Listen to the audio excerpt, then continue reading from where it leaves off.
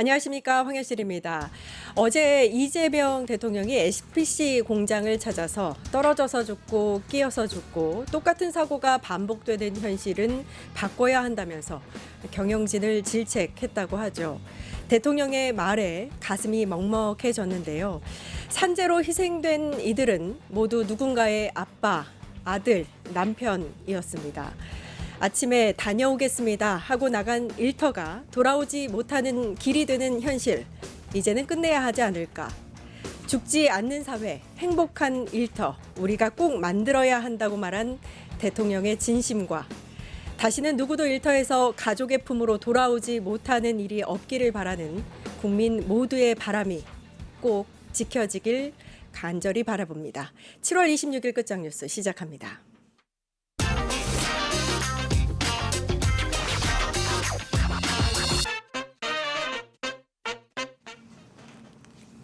네, 여의도 정치 현주소를 살펴보는 시간, 의원실 라이브 오기형 더불어민주당 의원님 나와 계십니다. 안녕하세요. 안녕하세요. 네, 의원님 왜 이렇게 바쁘세요?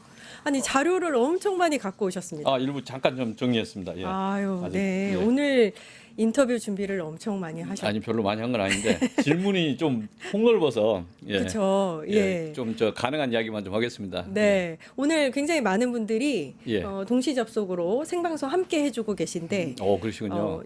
저는 사실 의원님 인터뷰하는 건 처음입니다. 네네. 한 저희도 말씀 또. 뉴스토마토에서 이렇게 인터뷰하는 건 처음입니다. 아, 그러세요? 예. 저희 뉴스토마토 구독자분들에게 한 네. 말씀 해주시죠. 반갑습니다. 더불어민주당 기획재정위원회에서 일하고 있고요. 요즘 국정기획위원회에서 일하고 있는데 그건 경제문과에 하고 있는데 뭐라고 말씀을 못 드리겠습니다. 그리고 대한민국 그 주식시장 활성화 관련된 그 업무를 그동안 쭉 해왔었는데 최근에 이제 코스피 5천 위원장을 맡아서 자본시장 관련된 제도 개선에서 계속 관심을 갖고 일하고 있습니다. 반갑습니다. 예, 너무 반갑습니다. 네, 영희님도 오셨고 윤연아님, 한희님, 리카님, 박민구님, 민병구님, 란테르트님, 119 특수구조대님, 이점수님, 박민구님, 로즈우도님, 시민님 많은 분들이 함께하고 계십니다. 감사합니다. 끝까지 백두사님도 감사하고요. 자, 이제 이야기를 좀 나눠보도록 하겠습니다. 코스피 5천 특위 위원장도 맡고 계십니다. 예, 그렇습니다. 사실 이제 이재명 정부 하면 코스피 5천이 좀 상징적인 또 뭔가요 숫자이기도 한데 이 예. 5천이 의미하는 게 있을 것 같아요. 5천이라고 표현을 하는 것에 대해서 이게 목표냐 뭐 이런 이야기가 있는데 네네. 저희가 정부가 어떤 시장 가격을 이야기하는 건 저는 적절하지 않다고 봅니다. 다만 이제 저희 의지의 표현이다 이렇게 말씀드리고 5천에 대해서 가능하냐 내지는 근거가 뭐냐 왜 5천이라고 했냐 이런 질문들이 많이 있었습니다. 그런데 우리나라 그 자본시장의 그동안의 역사를 보면 과거에 이제 좀 출렁거리게 했지만은 김대중 정부 때 코스피 이제 일정 지수를 1000을 좀 회복하고 그 다음에 노무현 대통령 때 이제 2000 회복하고 문재인 대통령 때 3000 회복하고 이제 4기 민주당 정부면은 이제 4000, 5000까지 가야 되는 거 아닌가? 근데 5000이 가능한가? 이런 문제가 하나 있고요. 두 번째는 PBR이라는 용어를 우리가 계속 쓰고 있지 않습니까? 그 장부 가치 대비 주가가 똑같으면은 1이라고 그러거든요. PBR 1. 그런데 통상 주식시장에서 PBR 1이면 저평가된 주식인 거죠. 근데 PBR을 조사를 쪼개 보니까 작년 말 기준으로 해서 약 0.9였어요. 그런데 일반 신흥국 지수 경우는 1.84. 그다음 선진국 같으면 3.4 정도 돼요. 저희는 PBR이. 엄청 낮네요. 그러니까 저평가돼 있는 거죠. 완전 저평가. 그렇다면은 신흥국 기본만 따라가더라도 더블링이 되기 때문에 그 당시에 2,600, 2,700 됐었거든요, 주가가. 그러면 그걸 더블링을 하면 그러면 5천 가능하겠네. 이런 게 하나 있고 두 번째 그 수치는 주가 지수 2,000을 돌파할 때 그때 시가 총액이 1,000조가 안 됐어요, 대한민국에서. 예. 그런데 최근 3,100 돌파할 때 그때 그 시가총액이 3,000조였어요. 그런데 2,000 돌파할 때 기준의 이후에 충분히 자금이 들어왔음에도 불구하고 지금 약간 이제 3,100 이 정도 되는 거면 눌려 있는 거죠. 이게 그렇네요. 통상적으로 그 비례적으로만 하더라도 이게 6,000까지 갈 수도 있고 5,000까지 갈 수 있는 거잖아요. 예. 그러니까 지금까지 이 논리적인 표현은 금융투자협회에서 제공하는 논리입니다. 그러니까 그분들이 우리 자본시장은 억눌려 있다 이렇게 이야기를 한 거고 억눌려 있는 것을 제도적으로 풀어준다면 가능한 거 아닌가. 근데 왜 억눌려 있느냐? 그게 제가 제도 개선의 포인트였던 거죠. 그래서 이제 우량주가 불량주가 되는 행태가 반복되니까 우량주가 불량주가 되는 행태를 극복을 하자. 그래서 이제 거수 이사 때문에 그런 거 아니냐. 책임지는 이사로 바꾸자. 그게 상법 개정의 문제였습니다. 예. 그래서 그 제도 개선을 한다면은 업사이드 이하의 상승 가능성이 있다 이렇게 본 거예요. 네. 그래서 그런 걸 한 5년 동안의 그 과정 속에서 한번 최대한 노력해 보자라는 의지의 표현이죠. 예. 그러니까 지금까지 보면 코리아 디스카운트라고 해서 예. 그러니까 우리 기업이 일단 그만한 기업의 가치를 인정받지 못하고 있는 면도 있고 방금 의원님께서 말씀하셨듯이 시가총액 1,000조일 때 2,000 코스피 2,000이었는데 지금 3,000조인데 3,000 간신히 지금 3,100, 200 이제 200 됐죠. 돌파를 했어요. 예. 이재명 정부 들어와서 있었던 예. 일이죠. 근데 최근에는 또 다시 좀 지지부진합니다. 저는 지지분이라고 보지는 않고요. 네. 올해 최저가 코스피 지수가 얼마였냐면 4월 9일 2,290 정도 됐어요. 많이 올랐네요. 엄청 오른 겁니다.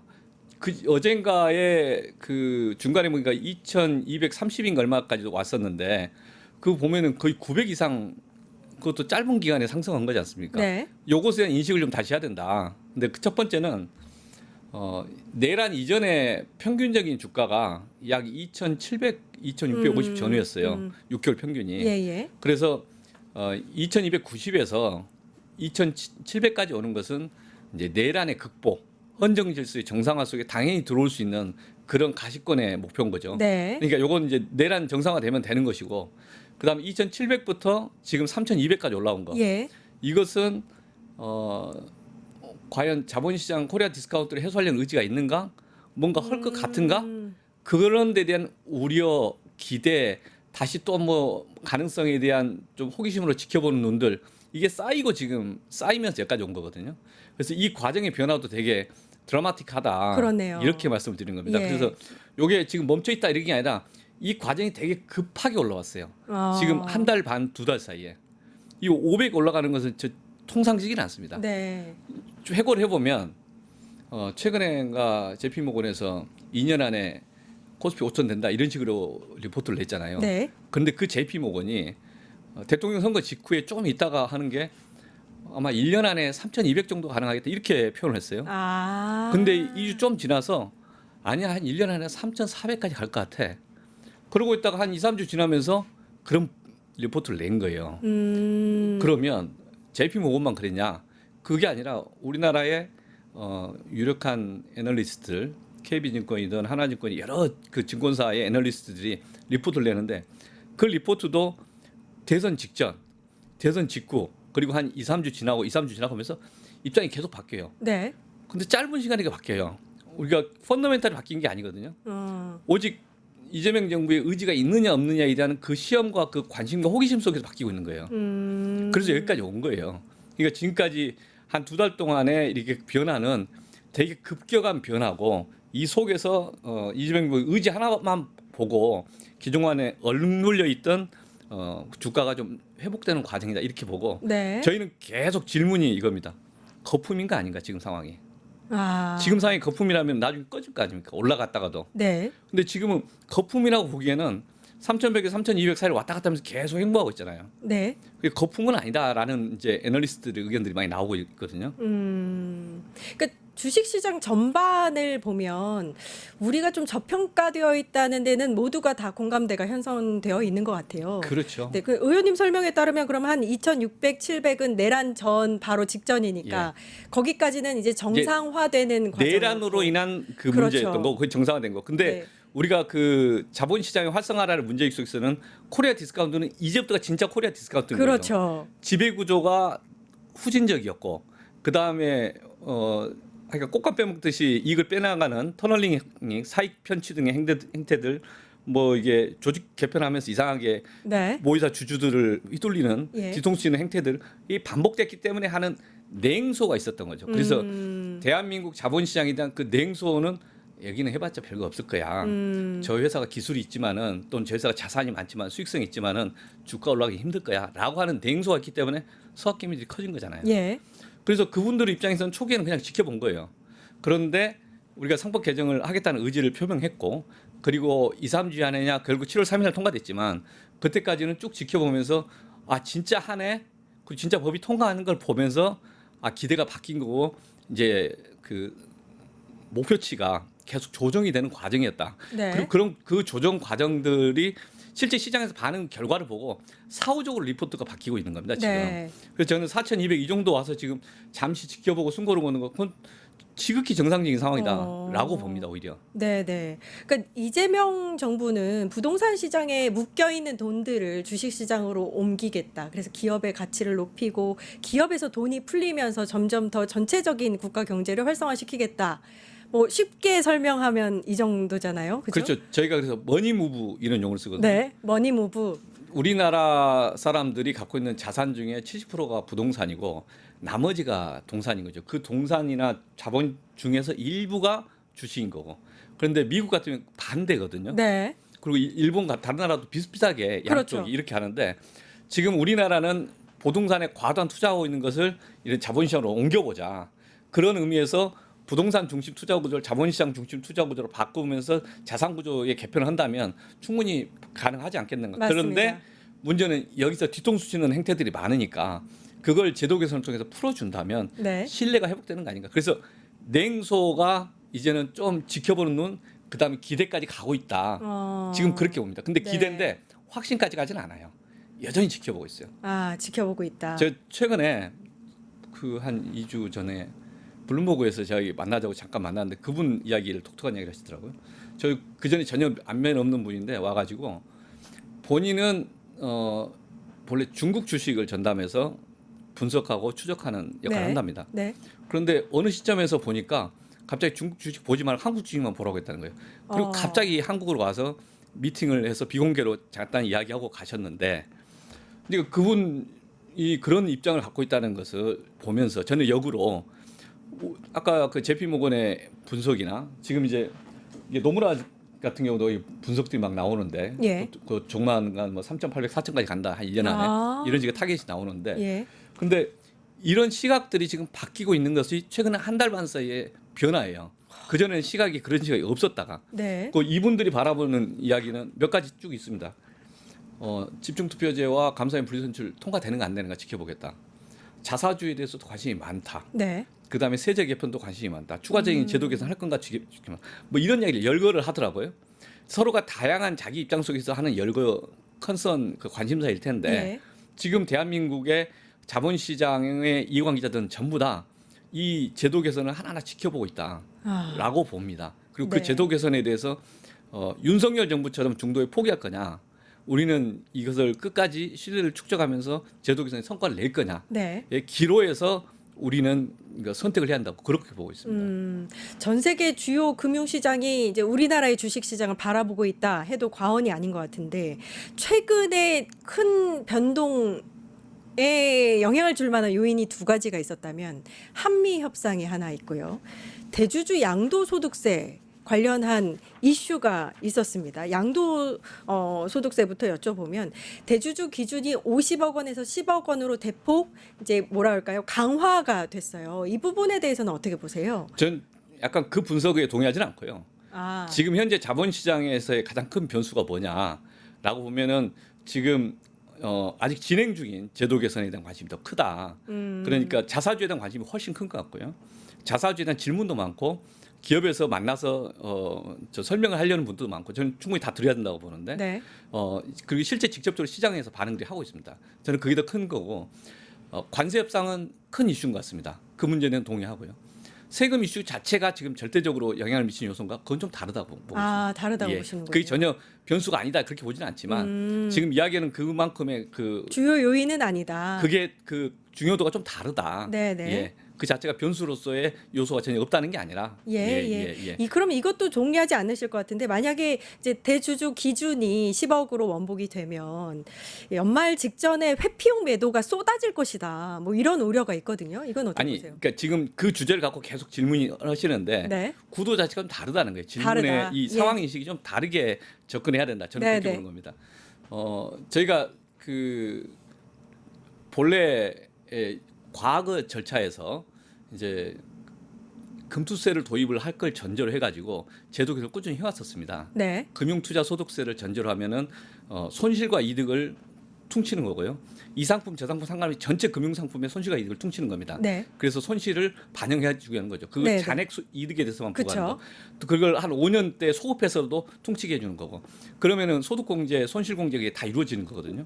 거기에 대해서 부과하는 그 제도가 있으면 좀 더 유연하게 갈 수 있는데 그게 안 된 상황에서 금투세와 함께 가야 되는데. 예, 그런 지점들의 이야기 없이 그랬고 그다음에 이제 그 대주주 그 기준에 대해서 대주주라는 표현은 이제 부적절하지만 그러니까 그 양도소득세 기준에 대해서는 이미 지난 수년 동안에 50억에서 20억, 10억까지 내려왔었어요. 네. 근데 24년도에 갑자기 바뀌면서 지금 잠시 다시 돌아온 올라갔었죠. 그러니까 이건 특별한 기준이나 원상 회복의 그런 의미였던 거거든요. 연말에 이제 처분한 것에 대한 문제 제기에 대해서는 그걸 금투세로 풀어가자라고 하는 게 원래 금융투자 전문가들의 제안이었어요. 정책 제안. 예. 그런데 그게 이제 멈춘 상태에서 지금 과거에 안 했던 증권거래세나 이 문제가 같이 논의에 오른 겁니다. 그러니까 최종적으로는 이제 국회에서 그 11월 달에 아마 결정을 할 때 네. 그때 최종 정리되겠지만 아이디어가 다양하게 나오고 있는 것이죠. 네, 예. 알겠습니다. 좀 지켜봐야 되겠네요. 그럼 이 부분에 대해서는. 그러니까 그런 안들이 정부에서 어떻게 나올 것인가를 지켜봐야 되고 네. 그리고 이제 국회에서 최종 법 통과된 것까지를 논쟁의 영역인데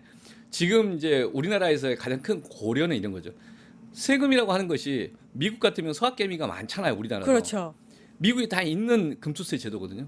미국 세금 있어요. 근데 세금 때문에 투자를 안 하느냐 이런 문제는 아니라는 겁니다. 저는 기본 갈상이 세금 때문에 부동산 가격 잡을 수 있어요? 그렇지는 않습니다. 그게 여러 가지 문제이고 요인들이 있는 5년 거잖아요. 동안 논쟁하면서 네. 많은 평가지 않습니까? 세금을 통해서 가격을 잡겠다고 하면 안 된다. 그런데 세금을 통해서 가격을 올리겠다는 것도 부적절한 거지 않습니까? 그래서 조세에는 두 가지 핵심 개념이 있어요. 하나는 조세의 중립성 개념이 있어요. 그러니까 거래 행위, 시장에서 활동 행위에 대해서 조세를 통해서 너무 이렇게 과도하게 조작하려고 해서 되는 게 아니다. 네. 금융 상품은 그 자체 투자 상품 스스로가 본질적으로 수익을 낼 만한 상품이 잘 투자를 해야 그게 그 상품이 잘 팔리는 것이지. 그 설계는 엉터리인데 세금 감면해 준다고 그게 잘 될 것이냐? 그건 아니라는 거예요. 예. 그러니까 본질적으로는 그 이제 성과 소득이 중요한 거고 세금으로 인해서 영향받는 건 아니다. 그러니까 미국에서 서학개미 투자하는 것도 세금 때문에 그런 문제가 아니다. 그렇죠. 그게 성장 가능성이 있기 때문에 그런 것이다. 그렇습니다. 그리고 예. 우리나라처럼 막 갑자기 뒤통수치는 행태가 발생하지 않기 때문에 미국은 그래도 주주의 비례직이 보장된다는 신뢰가 있기 때문에 그런 거잖아요. 그러니까 대한민국에서도 이 자본시장의 활성화를 위해서 가장 필요한 것은 비례적 이익을 실제 보장하는 거냐. 이게 핵심이다. 예. 그리고 조세는 이제 그 외에 보조축이다 이렇게 보는 거죠. 네, 오 의원님께서 코스피 5천 투기 위원장이셔서 아, 이재명 정부의 코스피 5천 공약에 대해서 조금 얘기를 나눠봤고요. 지금 사실 이제 국민들 초미 관심사 중에 하나가 한미 관세 협상입니다. 예. 일단 8월 1일이 시한이에요. 그래서 그 전에 협력 방안을 내놓겠다 대통령실이 이렇게 입장을 밝히기도 했는데 오늘 일단 산업장관 양측의 산업장관이 이틀째 협상을 이어가고 있다고 합니다. 어떻게 예. 보세요? 지금은 일단 최선을 다하고 있습니다. 정부는 제가 정부 대변인은 아니지만 여러 가지 통로를 통해서 이제 접촉을 하고 노력을 하고 있는 걸로 알고 있습니다. 그리고 지금 의제가 되게 다양합니다. 예. 나오고 있는 게 이제 관세 협상에 대한 관세도 있고 그 외에 이제 뭐 방입이든 또는 각 제도 개선이든 지금 오늘 국회 농해수위 민주당 의원들은 성명서 발표했더라고요. 관세 협상을 하는데 농업에 쌀과 대해서 그쵸. 그것을 그냥 협상의 수단으로 쓰지 마라. 식량주권 뭐 이런 이야기를 하시면서 예. 그러니까 지점들이 쟁점들이 다양합니다. 근데 그것을 이제 포괄적으로 어떤 수준에서 결과를 낼지는 좀 지켜봐야 되는데 지금은 과정 중에 있기 때문에 어떤 결과를 예단하거나 또 뭐 특징적인 것들에서 바로 그냥 호불호를 이야기가 참 조심스러운 그런 상황인 것 같습니다. 네. 어쨌든 이제 약간 이렇게 기한이 정해져 있는 상황에서 예. 얼마 전에는 그 2+2 협상에 나섰던 구윤철 기재부 장관이 이제 공항까지 갔다가 이메일로 이제 기한을 예. 연기하는 협상 시한을 뭐 시일을 연기하는 이런 일이 있었잖아요. 그래서 약간 좀 비판적인 시각으로 바라보는 여론도 일각에서 곤혹스럽죠. 있습니다. 예, 그런 걸 보는 국민들은 곤혹스럽죠.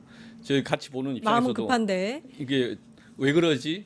도대체 이게 미국이 왜 그런 식의 태도를 취하지? 그러니까요. 저는 역으로 그런 생각도 들었고요. 그런데 이제 지금 현재 보면은 미국이 EU와 협상, 그다음에 중국과 협상, 한국과 협상 거의 동시에 하고 있어요. 네. 서로 내부에 있는 그 책임자들이 각각 업무 분야하면서 하고 있는데 트럼프 대통령 일정도 그게 복잡하고 아마 전반적으로 좀 상황이 되게 동시다발적으로 진행되면서 미국도 되게 꼬이는 것도 있는 것 같아요. 그래서 네. 그 지점 뭐 일거수일투족을 논평과 평가하는 게 지금 적절한가에 대한 좀 의문이 있어서 말씀을 못 드리는 거고 지금은 아무튼 서로가 있는 과정 속에 최선을 다하는 수밖에 없다 이렇게 보는 겁니다. 예. 근데 지금 이제 상황이 복잡해진 것 중에 하나가 사실 일본이 협상을 완료하진 않았지만 협상안이 나왔다는 것 때문에 우리가 좀 더 이제 급박해지는 그런 상황이 된 것 같은데 예. 어떤 기준이 생긴 거잖아요. 예. 게다가 그 협상 과정 중에 보면 트럼프가 굉장히 공격적으로 나옵니다. 뭐 협상 패널에 4천억 달러가 써 있었는데 그 자리에서 펜으로 5천억을 했다가 즉흥적으로 500억을 얹어서 5,500억을 투자하기로 하는 뭐 이런 안도 나오고 그러니까 굉장히 이런 식이죠. 너희가 투자한 만큼 내가 관세를 깎아줄게. 약간 이런 스탠스를 취하고 있기 때문에 그럼 우리는 어떻게 해야 하는가 이런 면에 있어서 좀 불안증이라고나 할까요? 어떻게 보세요? 미국의 의회에서 처음에 트럼프의 관세 서한이 발표되자마자 되게 세게 문제제기를 했어요. 이게 뭐 하는 거냐 이게. 이게 일본의 주권을 침해하는 거냐. 뭐 방위 관련 뭘 이야기하는데 그거 적절한 거냐. 그게 팩트에 근거하냐 그런 비판이 있었어요. 예. 저희들도 의회에서 지난번에 원내 대표단 중에서 정책위 의장이 입장 발표한 게 있었거든요. 방위비 협상 관련된 트럼프의 이야기가 근거가 있는 거냐. 우리가 지금 1조 4천억 이제 내년에 1조 5천억 네. 부담하고 있거든요. 예. 그리고 평택 같은 경우에도 미군 기지 거기에 짓는 과정에 12조인가 아마 14조인가요? 네. 12조 정도 약 되는 것 같은데 그중에 한 90%를 대한민국이 부담했어요. 아니 대한민국이 실제 한미 관계에서 얼마나 많은 그 부담을 지고 실제 하고 있는가에 대한 팩트를 저는 설명을 자세히 해야 한다고 봅니다. 그에 기초해서 협상을 잘 해야 되는 문제인 것이지. 결과적으로 뭐 이게 지금 어디까지 될 거냐 안 될 거냐에 대해서 일일이 지금 평가할 단계는 아니라고 봅니다. 예. 우리가 할 수 있는 말들 충분히 다 해야 된다. 그리고 그 속에서 한미 동맹이라는 것은 전략적인 관계이기 때문에 일희일비할 관계는 아니거든요. 그리고 길게 보고 안정적으로 가야 될 관계요. 그런데 그 전략적 관계의 토대가 되는 현실을 트럼프 대통령이 제대로 이해하게 설명할 건 해야 된다 이렇게 봅니다. 네. 그리고 우리가 양보할 건 양보하겠죠. 저는 요런 지점들에서 처음에 방위비 이야기에서 이거 좀 우리가 설명 더 열심히 해야 되는 거 아닌가? 좀 할 말이 있는 거죠. 그러면 그 속에서 네. 그게 함께 고려돼야 되는 거니까. 그러니까 어제 경향 단독 보도 중에 하나였는데 주한미군이 받고 안 쓴 방위비가 2조가 넘는다 뭐 이런 얘기도 있었어요. 그러니까 방위비를 그냥 대놓고 계속 툭 터놓고 올리는 건 그거는 말이 안 되는 것 같고. 동아시아에서 평택 미군 기지가 예. 대단히 큰 기지고 네. 대단히 잘된 기지입니다. 그게 주한미군의 그 역할 자체가 단순히 한반도만 대상으로 하는지 잘 모르겠습니다만은 그 나름의 미국의 입장에서 보면 한국한테 그 이야기만 할 건 아니라는 겁니다. 예. 그리고 한국이 우리가 한미 동맹을 굳건히 하는 과정에 필요한 역할을 다 하고 있다라는 설명을 충분히 하고 트럼프 대통령한테 그런 인식에 대한 변화를 요구할 필요가 있다고 봅니다. 지금 뭐 관세랑 안보가 패키지로 협상이 이루어지고 있기 때문에 이 얘기를 하고 있는데 근데 이제 미국 측 트럼프의 반응을 보면 가히 뭐 그냥 이렇게 얘기해도 될지 모르겠는데 도둑놈 심보 같아요. 그러니까 다 내놔예요. 무조건 다 내놔. 너네들 내놓는 거 보고 내가 깎아주던지 말던지 할게. 뭐 이게 나오는데 아까 잠시 얘기를 하셨는데 사실 쌀이나 소고기 같은 농산물 뭐 이런 농축산물은 약간 레드라인이라고 해서 넘지 말아야 할 어떤 강처럼 여겨졌는데 일각의 보도에서 이것도 지금 협상 테이블에 올려놓고 있다 이런 얘기가 나오고 있어요. 그러니까 표현이 나온다면 실제 뭔가 이게 언급이 되니까 언론에서 보도할 거라고 생각하는데 네. 전 다른 측면에도 독특한 것도 있었어요. 미국에서 하원에서 서한을 한기정 공정거래위원장한테 보냈었어요. 온라인 플랫폼 뭐 이런 관련해서 아니 그건 완전히 그 우리 입법에 관한 너무 과도한 주장 같거든요. 예. 저는 그거 좀 그리 관심 갖고 해야 할 문제인가 네. 그렇게 해야 되는가에 대한 의문이 좀 있습니다. 저희들도 국회는 국회 나름대로 문제 제기는 좀 해야 된다 이런 생각이 좀 있습니다. 네, 알겠습니다. 시간이 너무 빨리 지나서요. 사실 오기영 의원님 오시면 한미 협상 관련해서 여쭤볼 게 정말 많았는데 아쉽게 여기서 좀 마무리하도록 하겠습니다. 의원실 라이브 오기형 더불어민주당 의원님과 얘기 나눠봤습니다. 감사합니다. 네, 고맙습니다. 네, 정치하는 언니들 곧바로 방송됩니다. 잠시 계세요. 유튜브 구독하고 실시간 채팅과 댓글을 남기시면 매일매일 실천 TTCO를 드립니다. 참여 방법은 통통물 어플을 다운로드하고 회원가입과 로그인을 해주세요. 마이페이지에서 나의 회원 고유 번호를 복사해주세요. 유튜브 구독 후 실시간 채팅이나 댓글창에 고유 번호를 한 번만 입력하면 준비 끝! 지금 유튜브 채팅과 댓글 쓰기 참여하고 실천 TTCO 받아가세요.